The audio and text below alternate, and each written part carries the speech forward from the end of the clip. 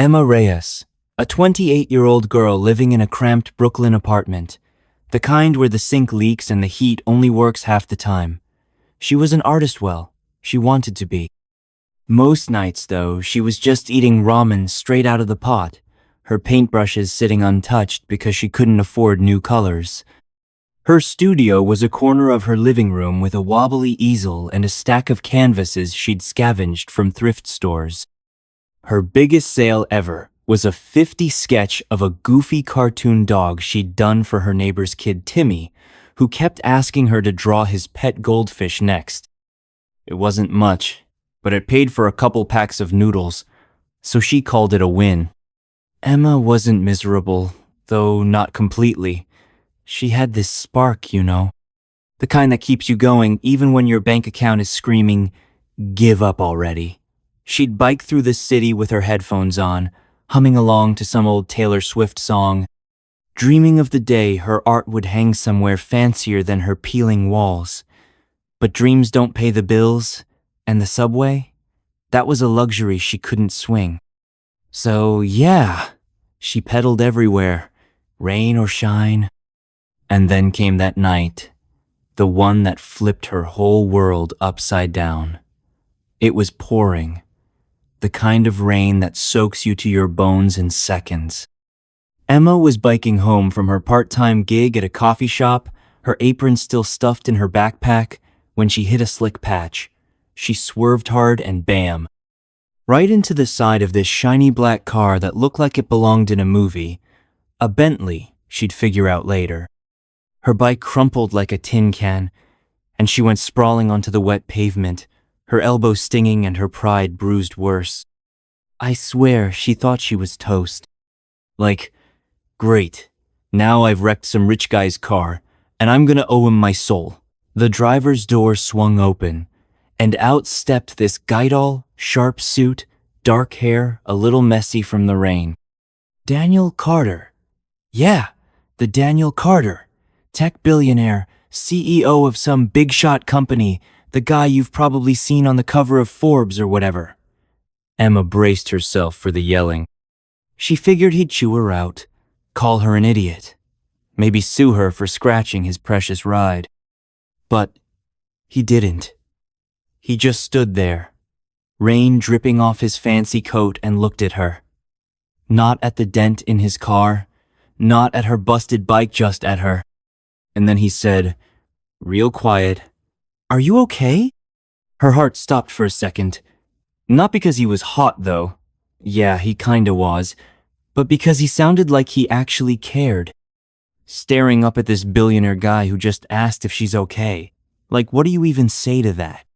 She mumbled something like, yeah, I think so," while scrambling to her feet, her jeans soaked and her elbow throbbing. Daniel Carter still just standing there, not even glancing at the scratch on his Bentley, which, by the way, probably cost more than her entire life. She's waiting for the catch, you know? Because guys like him don't just crash into your world and play nice. But then he surprises her again. "Your bike's done for," he says, nodding at the heap of metal. "Let me take care of it." Emma blinks like, what? She's thinking he's gonna hand her a 20 and call it a day, but not. This guy pulls out his phone, makes a quick call, and suddenly there's a tow truck on the way. For her bike. Her rusty, secondhand bike she got off Craigslist for $50.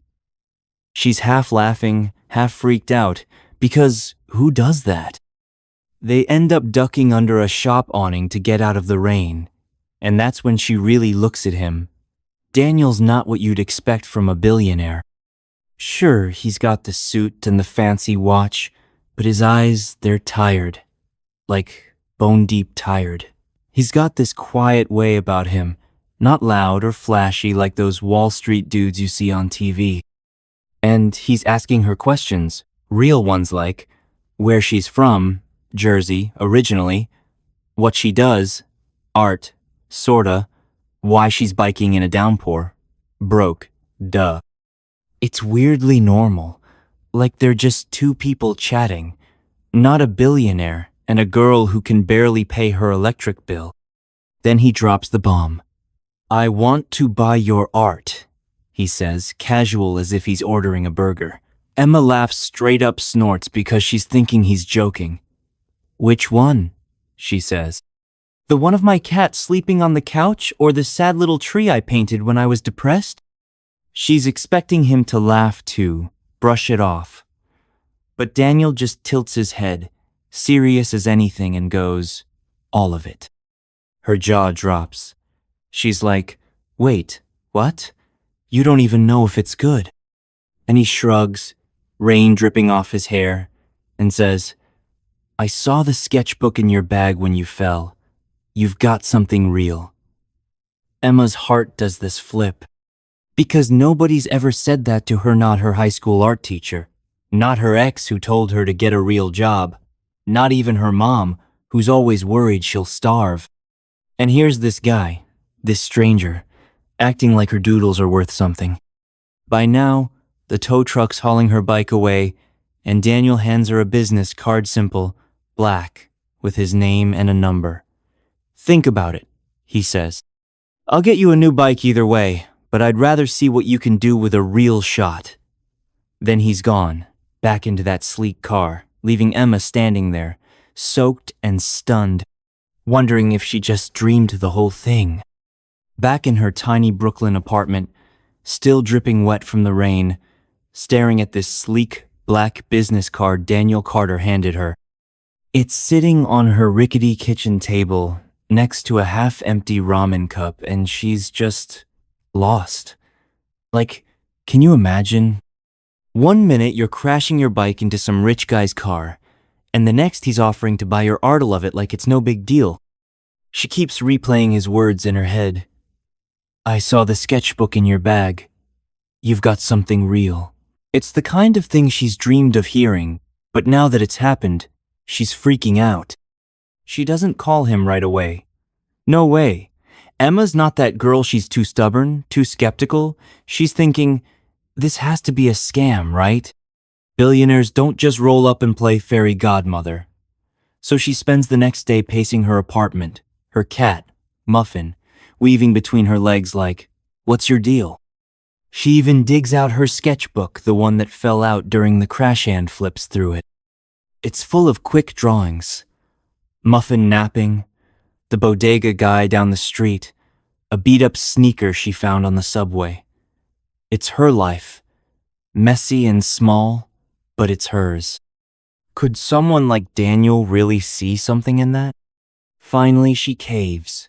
She dials the number, half expecting a robot voice telling her the line's disconnected, but nope, he picks up. "Emma," he says, like he's been waiting for her call. His voice is calm, steady, and it throws her off. She stumbles through some awkward, "Hi, it's me," nonsense before he cuts in. "I meant what I said. I want to fund your first gallery show. No strings attached." She's quiet for a second, then blurts out, "Why? Why me?" Because, seriously, why? She's nobody. She's got no fancy art degree, no Instagram following, nothing. Daniel doesn't hesitate. "Because talent shouldn't starve," he says. Simple as that. It's not some cheesy lineage, it's just honest. And that's what gets her. Emma's spent years scraping by, pouring her heart into paintings nobody sees, and here's this guy acting like it matters. But she's still not sold. "What's the catch?" she asks. "Because there's always a catch. Life's taught her that." He chuckles, soft and low, and says, "No catch, just a chance. You bring the art, I'll handle the rest, space, promotion, all of it." He's talking about a real gallery, like the kind in Manhattan where people sip wine and nod at your work like they get it. It's insane. She's picturing her stuffer sad trees and cat sketches hanging on clean white walls, and it feels like a dream she's scared to wake up from. By the end of the call, she said yes, even though her gut's screaming, "This is too good to be true." Daniel promises to send over details, and when she hangs up, she's just sitting there, staring at Muffin, who's licking a paw like nothing's changed. But everything's changed. She's got a show to reel one, and it's terrifying and exciting all at once. Little does she know, though, that simple isn't Daniel's style and this deal. It's about to get a whole lot messier. Things start moving fast. Daniel's people, because of course he's got people send over emails with dates, a gallery address in Soho, and a budget that makes her eyes pop. She's talking thousands of dollars, way more than she's ever seen in her bank account. They're setting her up with a real studio space too, not just her cramped corner with Muffin shedding all over her canvases. It's overwhelming, and she's trying to keep up, sketching like crazy to have enough pieces for this show. She's even got a new bike delivered to her door, a sleek red one, way nicer than her old junker. Daniel's note with it just says, "Keep pedaling. It's sweet, but it's also weird, you know? Like, how much does this guy care?" Then the cracks start showing. First, there's this woman, Victoria. She's Daniel's ex-fiancée, and she's everywhere. Emma meets her at a fancy dinner Daniel drags her to, some networking thing with art snobs and investors. Victoria's all sharp cheekbones and designer dresses, the kind of woman who looks like she's never eaten ramen in her life. She smiles at Emma, but it's the kind of smile that says, "I could ruin you," and she tries. She's whispering to the other guests, dropping little digs like, "Oh, Daniel's little charity case," loud enough for Emma to hear. By the end of the night, half the room side eyeing her like she's some broke chick scamming her way in. Then there's Marcus, Daniel's business partner. He's this slick guy with a handshake that's too tight, and he straight up tells Emma, "Don't get too comfortable. Daniel's got a soft spot for strays, but it doesn't last." Strays? She's fuming, but she keeps her mouth shut because what can she say? She's nobody next to these people. Marcus thinks she's a gold digger, sniffing around Daniel's billions, and he's not shy about it. But here's the real kicker. Emma's starting to feel something for Daniel. Like, really feel something. He's not just the suit and tie guy she crashed into anymore. He's the guy who texts her at midnight to ask how a painting's going, who shows up at her new studio with coffee and a quiet, "You're doing great." He's got this way of looking at her like she's not just some broke artist, but someone who matters. And it's messing with her head, because she's falling hard, and that's dangerous. She's been burned before guys who say nice things and then bail on Daniel. He's got secrets. She can feel it. The catch isn't just Victoria or Marcus, it's him. And she's terrified of what's coming. You know that feeling when something's so good you start waiting for the rug to get yanked out from under you? Yeah, that's Emma. It all comes crashing down one random Tuesday. She's at the studio, finishing this big piece of city skyline at dusk, all moody purples and oranges, when her phone buzzes. It's a text from an unknown number. Ask him about the auction. She stares at it, confused, thinking it's a wrong number or some spam thing. But then another one comes. "He's not who you think." Now she's spooked. She tries to shake it off, but it's like a splinter in her brain. She can't ignore it. So, she does something dumb but brave. She asks him. Daniel's there that night, leaning against the studio wall with a coffee in his hand, looking all relaxed and perfect. She goes, "Hey, what's this about an auction?" His face changes just for a second, but she catches it. That tired look in his eyes gets sharper, and he sets the coffee down real slow. "Where'd you hear that?" he asks, voice too calm. She shows him the texts, and he curses under his breath, muttering something about Victoria, but he doesn't deny it. That's the part that guts Harry. Doesn't deny it. Turns out, Daniel's been keeping a secret. It's not just kindness driving this whole gallery thing. His company's been quietly buying up art for your small pieces. stuff like hearse and flipping it at private auctions for big money. He needed her show to look legit, to cover some deal he's got cooking. Her art? It's not just talent to him, it's a chess move. I was gonna tell you, he says, stepping closer, but she's already backing away, her chest tight. When? She snaps. After you sold me out? She feels so stupid. Here she was, falling for him, thinking he saw her, really saw her when, all along, she was just a piece of his game. The late night talks, the coffee runs, the way he smiled at her, it's all tainted now. She's shaking, mad and hurt, and she tells him to get out. He tries to explain something about how it started that way but changed, but she's not hearing it. She's done. No gallery, no money, no him. She'd rather go back to ramen and a busted bike than be some rich guy's pawn. The door slams behind him, and she's alone again, staring at that skyline painting, her favorite one, the one she poured her soul into, and all she can think is, what was the point? Daniel's gone, and with him, every stupid hope she'd let herself cling to. She feels like a total idiot, you know? Like she should have seen it coming. She's back to square one, broke, alone, and now with a heart that's cracked wide open. She grabs a brush and thinks about slashing the canvas, just to feel something else, but she can't even do that. It's too much. The next few days are a blur. She doesn't paint, doesn't even touch her sketchbook. Muffin's the only one keeping her sane, curling up on her lap while she sits on her lumpy couch, staring at nothing. She keeps replaying that fight with Daniel, his excuses, that lame "it changed" line.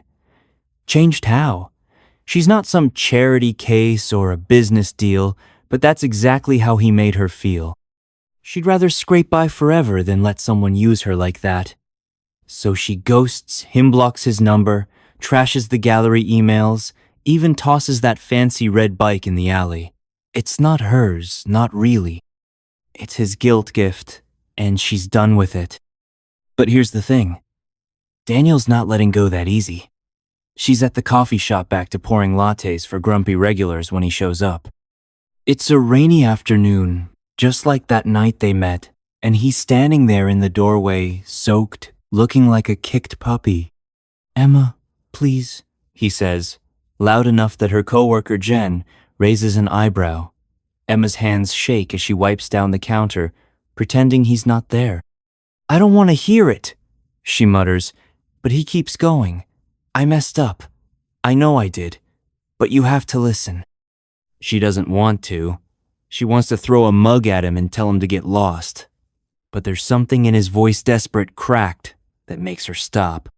He steps closer, dripping water on the floor, and says, It wasn't just about the auction.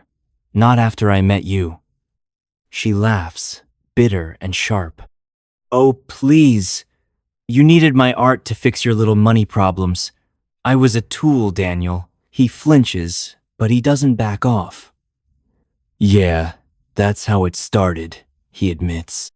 But then, I saw you and I couldn't walk away. She's so mad she could scream. But she's also tired of fighting, tired of hurting. Why should I believe you? She asks, voice breaking. He looks at her, eyes soft and steady, and says, Because I'm here. I don't need the gallery. I don't need the deal. I need you to know I'm sorry. She wants to shove him out the door and forget he ever existed, but something in his eyes stops her. They're not the polished billionaire eyes she saw in magazines. They're tired, honest, and maybe a little scared. And that's what makes her say, Fine. 5 minutes. Talk. He takes a deep breath, like he's been holding it forever, and starts spilling. It's about my dad, he says. And Emma's thrown his dad? She's expecting more business crap, not family stuff. Turns out, Daniel's father, James Carter, was the real deal, built the tech empire from nothing, a total legend. But he wasn't just some suit. He loved art, loved it. Not the fancy gallery kind, either small stuff. Pieces from nobodies like Emma. He'd go to flea markets, thrift shops, anywhere, Daniel says. He had this knack for finding talent nobody else saw. Emma's listening, arms crossed, still pissed but curious. Daniel keeps going. A few years back, he bought some sketches at a Jersey swap meet. They were yours. Her jaw drops. She remembers that day selling old drawings for gas money, back when she was still crashing at her mom's place. He kept them, Daniel says. Hung them in his office. Said they had soul. She's reeling, trying to process that some big shot secretly loved her work while she was eating dollar store cereal. Then he drops the bombshell. He's dying. James has cancer. Been fighting it for months, and it's bad. Daniel's voice cracks a little. He doesn't have long. I wanted to give him something your art, a real show, something big before he's gone.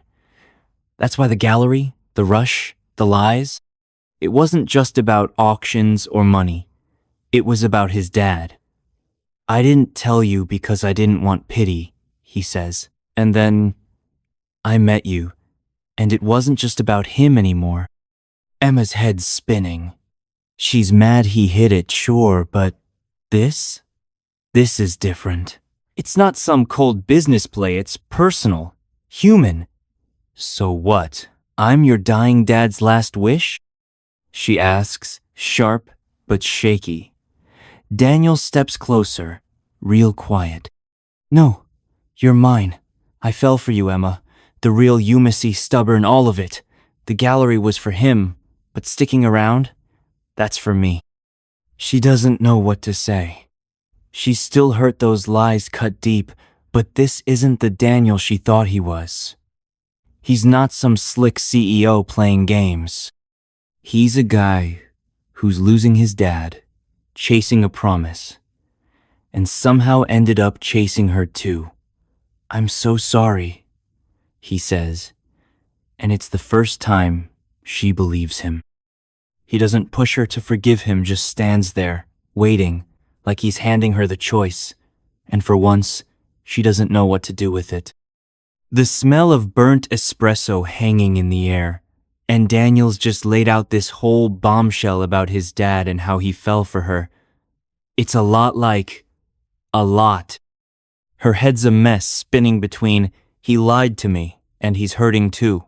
She's got Jen in the background, pretending not to eavesdrop, and the rain still tapping against the windows, making everything feel heavier. Daniel's looking at her, not pushing, just waiting, and she knows it's on her now. She's got to choose.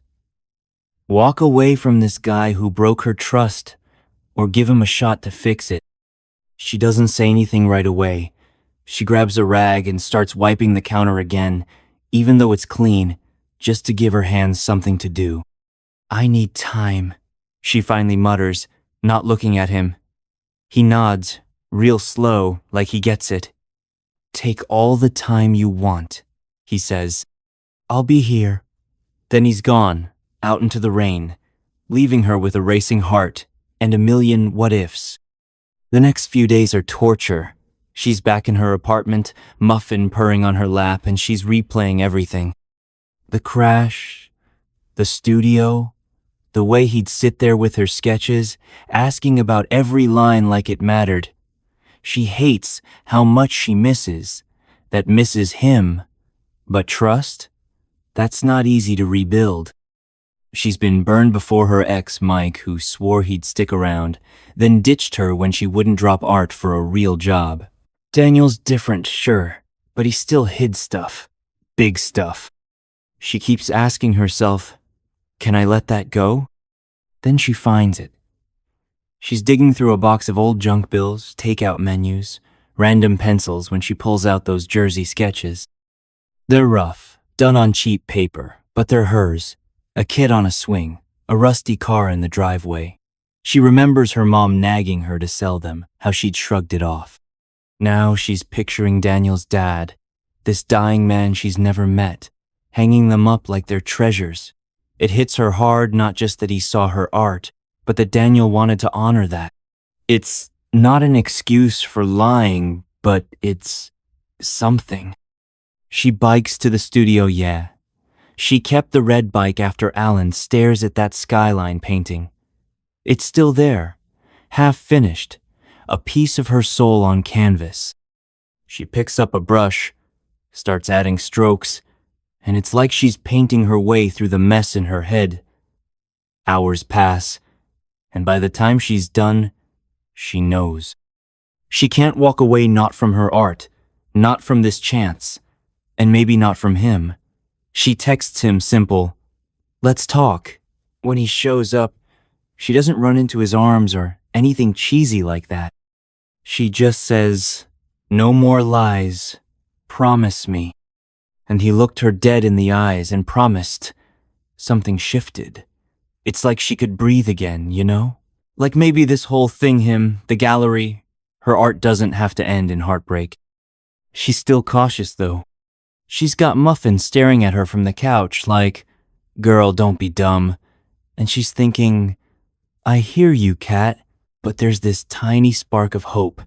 And for once, she's letting it burn. They start over, slow and careful. Daniel doesn't push no big gestures, no fancy dinners. He just shows up at the studio with her favorite bodega coffee, the kind with too much sugar, and sits while she paints. They really talk about stuff, like her growing up in Jersey, sneaking into diners with her high school friends, or him dealing with his dad's illness, how it's tearing him up.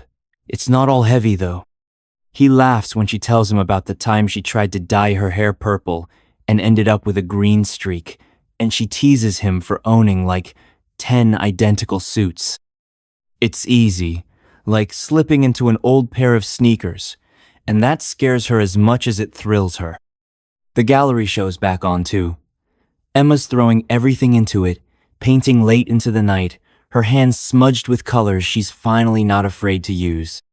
Daniel's handling the logistics, venue, invites, all that, but he checks in with her on every detail. No secrets. It's different now. Like they're building something together, not just him calling the shots.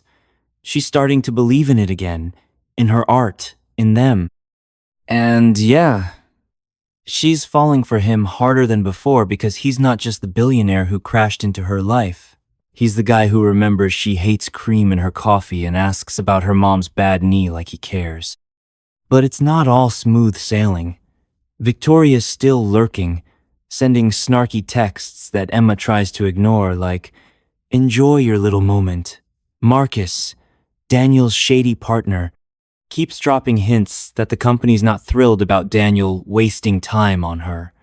It stings, but Emma's tougher now. She's not that girl who crashed her bike and thought she'd ruined everything. She's got a voice, and she's using it, telling Daniel when stuff bothers her, not bottling it up. And he listens, really listens, which is new for her. By the time the gallery date's a week away, Emma's nervous but ready.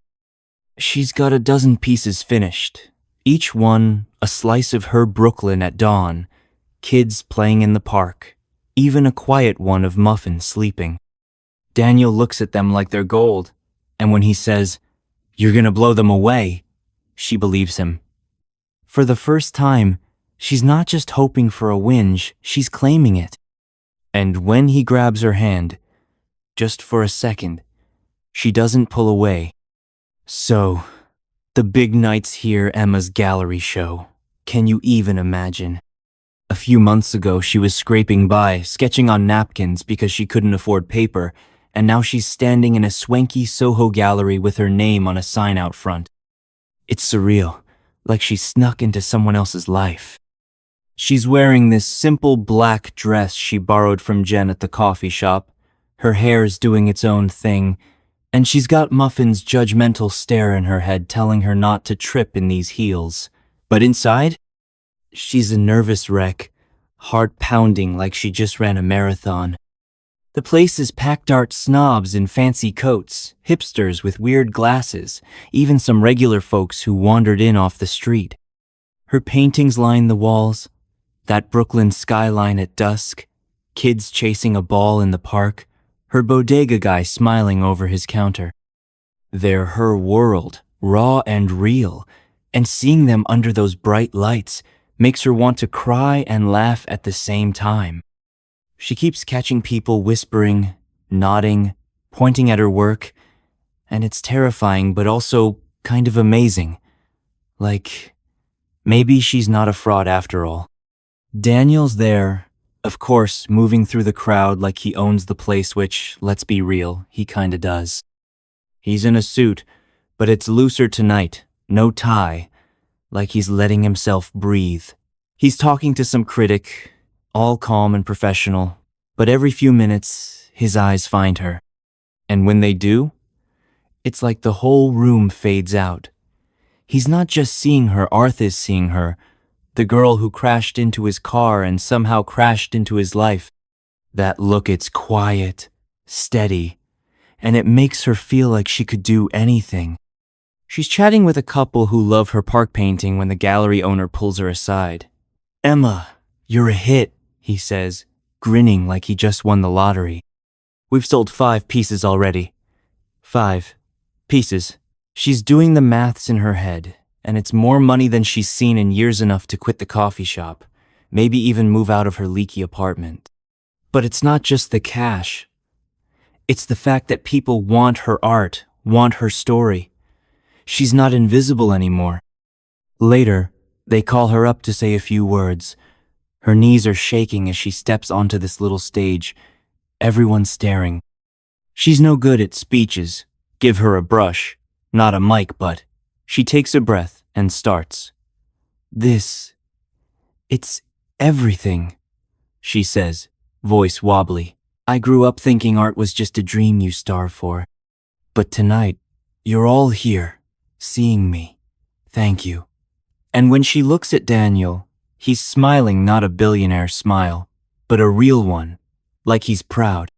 Giving her that look that makes her heart do backflips, and for once, everything feels right. She's thinking, maybe, just maybe, this is what happy looks like. But you know how life is. Just when you're ready to pop the champagne, someone shows up to knock over the table. And that someone?